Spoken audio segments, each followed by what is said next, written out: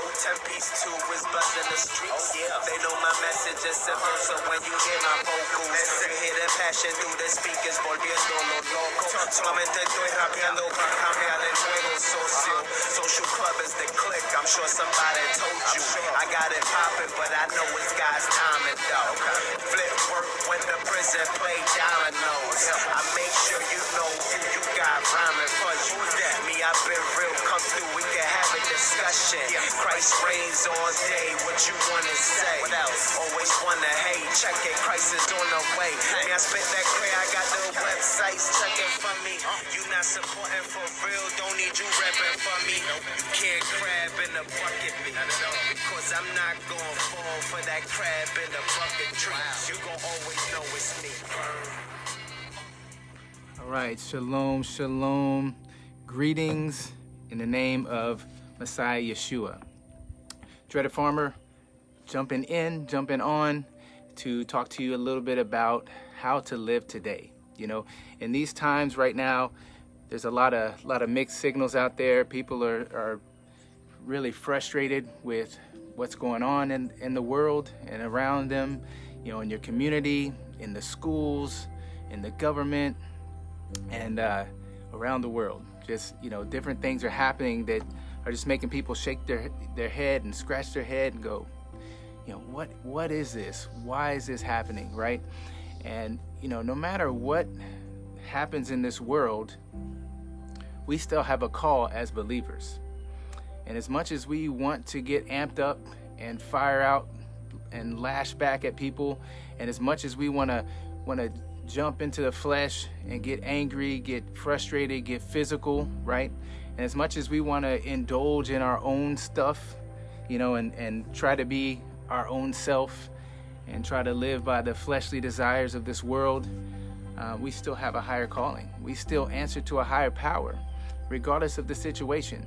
You know, the joy that we have comes from Him and not from this world. So if we fix our eyes on what's above and not what's below, we can actually walk like believers. We can walk like kingdom citizens in a way that we might not have walked before. And it's more important now, more than ever, to walk in this way, because you are proving that God exists to those that don't know Him. You are proving that Messiah reigns as King, you know, over all. So I'm going to encourage you today from a passage in the Brit Hadashah. That's the New Covenant Scriptures. We're going to go to the book, the epistle, not the epistle, but the Gospel of Luke. And there's some stuff Messiah says in chapter 6 that's real fitting for this time, especially because of all the negativity and all the stuff that's going on around us, right? So, you know, there's unjust killings, you know, there's all kinds of injustice just in people and way people are talking to each other and the way people are disrespecting each other, and then, like I said, even in marriages, as I've been talking about recently, you know, I have a heart for that as well. But, you know, children are being disrespected by their parents are being disrespected by their children, you know, neighbors are at odds with each other, people are, you know, tearing up their own neighborhood over something that didn't have to do with that neighborhood or that business, you know, and so we have to get back to sound thinking. You know, like I've talked about before, when emotion is high, IQ is low. And right now our IQ is low. So we need to bring our emotions down so we can bring our IQ back up and our clear reasoning, right? Our sound logic. So I want to share with you something from Luke chapter 6. And in this chapter, he talks to the Pharisees and he gets on them and gives them a bunch of woes for the things that they do, that they think they're doing well, but they're not doing well, you know, and you know, he tells them, you know, woe to you who are rich, because you are receiving your comfort. Woe to you who have been filled, because you shall hunger. Woe to you who are laughing now, because you shall mourn and weep later, right? So he goes on and says, let me show you exactly how you're supposed to be living. You know, this is exactly how believers in Messiah are supposed to be living. So if we call ourselves believers, you know, 1 John tells us that if we say we abide in him, we should walk as he walked. So I'm going to share some principles that he gives in chapter 6 of Luke that fit in line with that. So we want to know what godly character looks like, what godly effort looks like. What is our walk supposed to look like?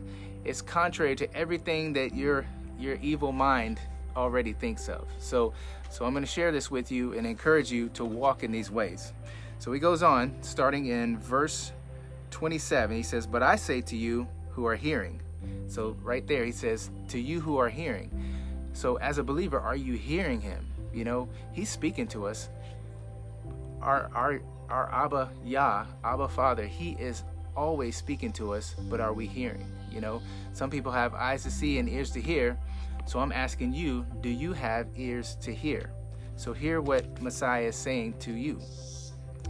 He's saying, "But I say to you who are hearing, love your enemies, do good to those hating you." Love your enemies, do good to those hating you. You know, and we're still talking about agape love. We're not talking about, we're not talking about brotherly love. We're not talking about, infatuation. We're talking about sacrificial love. You know, there's no greater love than for a man to lay down his life for his brothers, right? So this is the same love we're talking about for your enemies. This is the first thing he brings up. Out of all the things he could bring up, he could have said, honor your mother and parents. He could have said, your mother and father. He could have said, be good to your friends. He could have said, treat your wife better. But the first thing that he brought up was love your enemies and do good to those hating you. Okay, so think about as you walk the streets and as you go to and fro in this world, how many people hate you and for whatever reason. Those are the people he's talking about. Those are the people that are your enemies. Those are the people you're supposed to love, right? That's kingdom living, right? Now, we know that we're supposed to be a set-apart, peculiar people. There's nothing cool about being a believer. I'm going to tell you all that right now. So many of us strive to be cool believers, right? But there's nothing in this book that suggests that walking with God is anything cool, anything appealing to the nations, or anything like that. So don't get caught up in the trap of trying to be cool and trying to be a believer. It doesn't work. There's nothing cool about this walk. You are called to persecution and suffering. You are called to be hated by the world because they hated him first, right? And they rejected him. So you're going to be rejected. So be ready for that. Okay, moving on. Verse 28. "Bless those cursing you and pray for those insulting you." So the second thing he brings up is blessing those that curse you. So when people are cursing you, you should be blessing them. So if someone, if you go out and you talk to someone and you talk about God and they curse you, then you can say, "Yah bless you. God bless you." May your heart be changed. May your eyes be open. May your ears be open. May you have blessings to receive the knowledge of our Messiah Yeshua. This is very controversial, but it's the truth. I'm not speaking the words of Terry Watson. I'm speaking the words of our Elohim, Messiah Yeshua, the one who came and became dust for us and let the entire world walk all over him and stayed obedient unto death on a cross, on a stake, on a tree. He did that for us. While we were still sinning, he died for us. So while we were still his enemies, he did that for us. So if we say we abide in him, we ought to walk as he walked.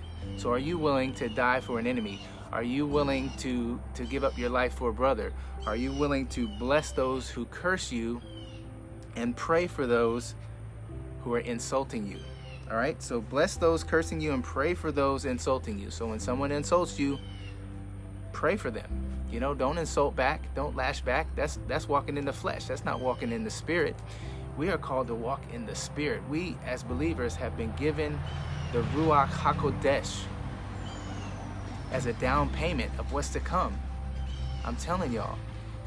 So think about that. We're about to go into the fall feasts. We have Yom Teruah coming up this week.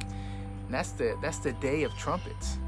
And we know that in the end, there's going to be a trumpet blast and believers are going to hear it.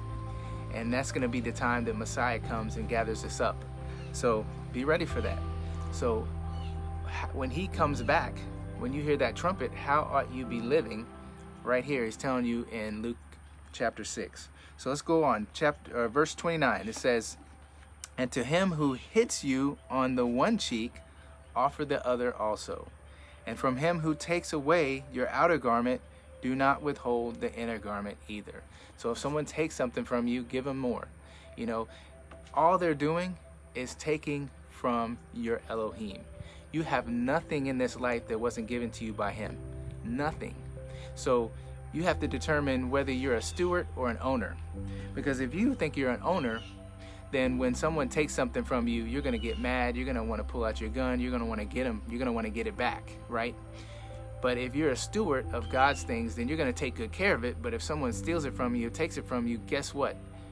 They took it from God. So pray for them. Pray for them, you know? So he goes on to say in verse 30, and give to everyone who asks of you. And from him who takes away what is yours, do not ask it back. So the person that takes what's yours, don't ask it back. And in whatever someone asks of you, give it to them. He doesn't say, question what you think they're going to do with it, because whatever they do with it is between them and our Elohim. You know, on the day of judgment, Yom Kippur, the day of atonement, this is the day that they're going to have to be accountable for what they've done. And on that day, they're not going to be asked, you know, why didn't Terry ask you if you were going to do drugs? That's not what Yah's going to do. Yah's going to say, what did you do with the blessing that I gave you from Terry? That's what he's going to ask. You know, so when you receive something from someone and you use it in a way other than what you told the other person, you're going to deal with that with your Elohim on Judgment Day.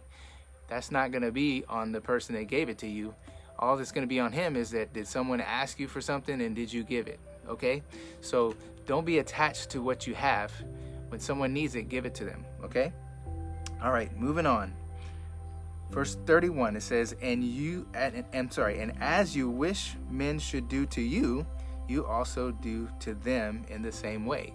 So however you want people to treat you, treat them. That's a very simple concept. Do unto others as you would have them do unto you, right? So when you treat people the way you treat them, when you get all amped up and angry, you know, you got to put yourself in their shoes. Would you want to be treated that way if you were on the other side of it, right? So when you go into the grocery store and someone messes up your order, or at the restaurant, you know, when you jump all over them and tell them how incompetent they are and all that kind of stuff, put yourself in that situation, you know, at your work or at your job or at your business or the service that you are providing. If someone were to just jump onto you for maybe something that it wasn't even your fault, or you may not have had a whole lot of control over, or maybe it was your fault and you just wish someone would give you a chance to make it right, you know, don't do that. Don't jump on other people when you wouldn't want them to jump on you, you know. But if you jump on people, you can expect people to jump on you, because the measure that you give is the measure you're going to receive, right? So verse 32, and if you love those loving you, what favor have you? For sinners too love those loving them. So what sets you apart from the world?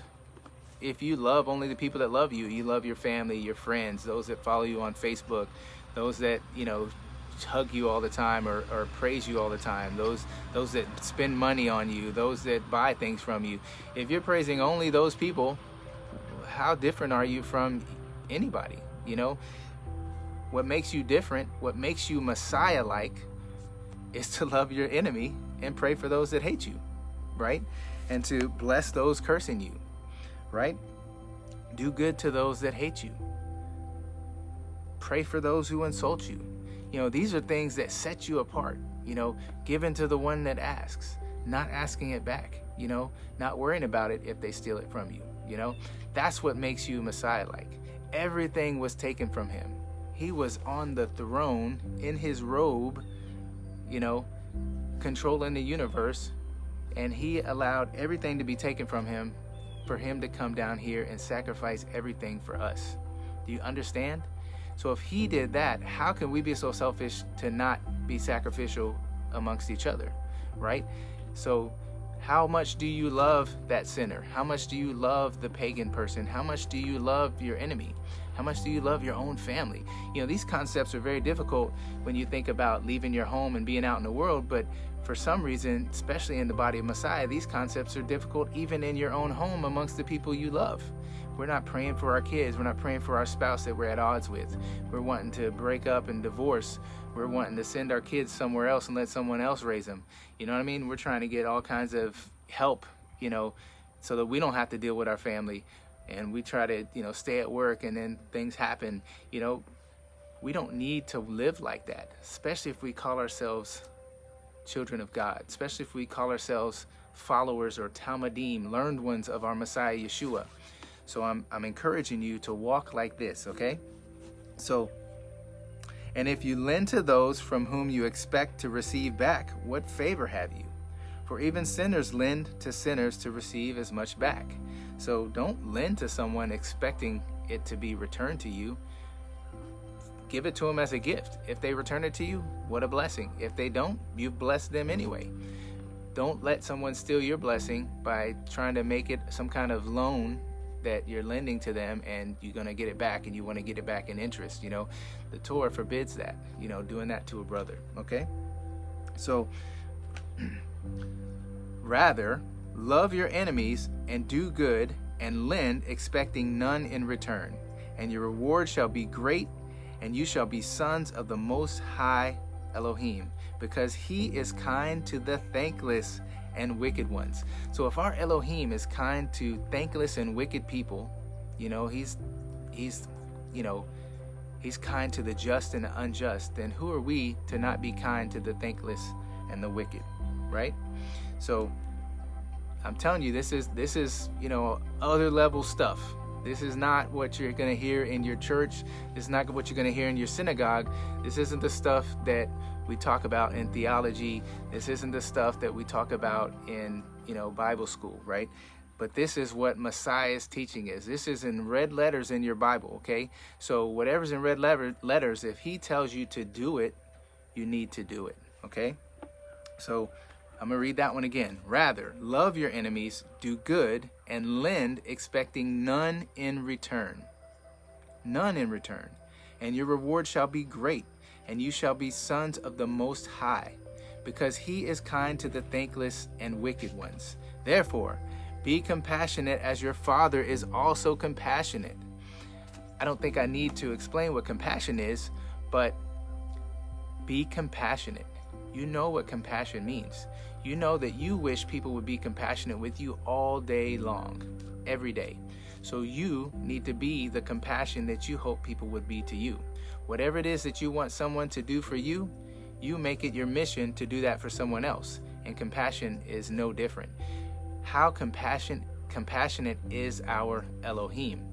You know, we are all deserving of death. I say this all the time. You know, we came into this world on death row. He had every right to come down and zap us, but he didn't. He died for us, right? So now that he's died and judgment is at hand, you know, we are literally sitting here acting like he doesn't exist, acting like what he wants us to do doesn't matter anymore, acting like the Old Testament's been done away with and his Torah has been done away with, when he's still all the way to the end, till Revelation says, walk in my ways. Walk in my ways. You know, so if you're not reading the Old Testament, you're not reading Torah, I'm telling you concepts that are in Torah that are right here in Messiah's teaching, okay? So walk with him, be compassionate. And do not judge, and you shall not be judged at all. Condemn not, and you shall not be condemned at all. Forgive, and you shall be forgiven. Forgive, and you shall be forgiven, right? Judge not, meaning don't judge people on the outside. You know, Paul breaks this down even deeper in his letters. But we're not to judge those outside of the family of Elohim. You know, God has already judged the world. You know, so we're to love our enemies, do good to those hating us, bless those that curse you, and pray for those that insult you. You know, give to the one that asks. Don't ask for it back. You know, these are the things that we have to do as believers. Now, within the body, of course, we judge each other because we hold each other accountable and we bear each other's burdens. But what he's saying is the measure, okay, in verse 38, give and it shall be given to you, a good measure, pressed down and shaken together and running over shall be put into your lap. For the same measure with which you measure, it shall be measured back to you. So as we judge, right, are we judging out of compassion and love, right? We have to also look at the other person, but also look at ourselves. So I can't judge you for smoking if I smoke. I can't judge you for lying if I'm a liar. I can't judge you for stealing if I'm a thief. You know what I mean? So we have to examine ourselves before we can exhort someone else or before we can rebuke something, right? Because you can't rebuke the person that does the same thing you do, and you can't rebuke them for the things that you do, right? So we want to make sure that we judge at the right measure, right? And then also that goes to giving, right? So as we give, whatever measure we give, that's what's given back to us. So if we give a little, we'll receive a little. If we give a lot, we'll receive a lot. If we don't give anything, we won't receive anything, right? All right, so then he says in 39, and he spoke a parable to them. Is a blind able to lead a blind? Shall they not both fall in a pit? And then this is the kicker right here, verse 40. It says, a taught one is not above his teacher, but everyone perfected shall be like his teacher, right? So everyone perfected shall be like his teacher. And everything that we just talked about is a picture of the perfection that he's talking about. You will be perfected in your faith, right? We are not justified by our works, rather by faith in Messiah Yeshua. You know, if we have faith in Messiah Yeshua, then our works mean something. Our works do justify us, just like Abraham was justified by work and his faith. His faith was made perfect by his works. So your faith is made perfect by how you walk. If you say you abide in Messiah, but you don't walk like Messiah walked, then one could say you're a liar, right? That you're obviously not really a believer, right? So how is that faith perfected if you're not walking in God's ways? So here are God's ways in red letters in Luke chapter 6, and this is how you should walk. These are all the things. I picked this chapter because he went down the list of all the stuff you don't want to do, all the stuff that is contrary to what our mind and our heart tells us to do, all the thing that is contrary to our flesh, right? These things are agreeable with the spirit and agreeable with the righteousness of Elohim, but they're contrary to the flesh, you know. So we have to stop walking in the flesh, fam. Stop walking in the flesh. Walk in the spirit. Walk in that Ruach HaKodesh that's been given to you. It's been put in you as a down payment for what's to come, right? So I want you to think about that. A taught one, this is a disciple or Talmudim, is not above his teacher, but everyone perfected shall be like his teacher. So when your faith is perfected by your works, that means that you become transformed into the image of your King, Messiah Yeshua. So that is the goal. We are being transformed daily into Messiah's image, and this is the true gospel, right? The gospel is he wants to draw near to us so that we can draw near to him, and vice versa. Actually, in scripture, it always gives us the first step. So he wants us to draw near to him so that he will draw near to us. Because if we seek him with our whole heart, we will find him. And then he will open the door. And when he opens the door, then he gives us that Holy Spirit that guides us. So are you listening? Are you hearing what the Holy Spirit is telling you on a daily basis in every situation? Are you loving your enemies? Are you praying for those that insult you? Are you doing good to those that hate you? You know what I mean? Are you praying for your oppressors? Are you lending, not expecting anything in return? You know, are you judging with the right measure of judgment? Judging the right people for the right things, right? So these are things that our Messiah Yeshua did and will continue to do forever in all eternity. And that's how we're to walk. So if we're being transformed into the pattern and image of the Son, then what is his image? His image is righteousness. We shouldn't strive to be like him, but not do the things he did, right? So I encourage you, I exhort you to read your scriptures. You know, if you think that the Old Testament is done away with, I can tell you that in Matthew 5, you know, he says, not until heaven and earth pass will one yod or seraph be removed from Moses and the prophets. So we know that heaven and earth hasn't passed, and not one yod or seraph has been removed. So, but if you're not going to read the Old Testament, that's between you and God. Look at your New Testament and read the red letters. What is the radical stuff that our Messiah Yeshua is telling you to do on a daily basis? Look at those things, do them, and walk in the joy that only comes from him. Our joy is not circumstantial. It doesn't matter what's going on around. It doesn't matter how people are treating us. Our joy comes from him. Same thing with shalom, peace, right? I bid you shalom every day because I truly want you to have that shalom. But that shalom has nothing to do with what's going on around us. Has nothing to do with what's going on TV or what's going on in the news or what your friends are telling you or what you're seeing with your eyes. That shalom comes from the Most High El Elyon. And if you abide in him and he in you, you'll produce the fruit that we're talking about, but you'll also receive that shalom that comes from him. And when you have that shalom and that joy that is indescribable, then you will joyfully give what you have. You will joyfully pray for your enemies. You will joyfully do good to those that hate you. And so I want y'all to consider that. And I just pray that whoever's listening today is really abiding in his Messiah Yeshua, and that they are focused on living out kingdom principles in this time, especially as the world is going downhill and the things of society are changing. What used to be bad is now good. What used to be good is now bad. But what's everlasting is your word, Abba. Your word never changes. That means that the way you have called us to live has not changed, regardless of the changes in the ages. So give us the strength from your Ruach HaKodesh to be able to walk out the ways that you have for us, to be able to still be stern, to be able to be strong and bold in our faith, and to proclaim Messiah Yeshua to all nations. No matter who we're talking to, he is the reason for our joy. So if someone asks you, why are you smiling all the time? Why are you so happy when things are so negative? You can say, I have joy and shalom in my Messiah Yeshua, that he gives me that indescribable joy every single day, regardless of what happens around me, and regardless of what my family is doing, regardless of what my wife and kids are doing, regardless of what my neighbors are doing. I still have that indescribable joy that comes from you, Abba. And I praise you and we love you for that. And I bless all of you in the name of Messiah Yeshua.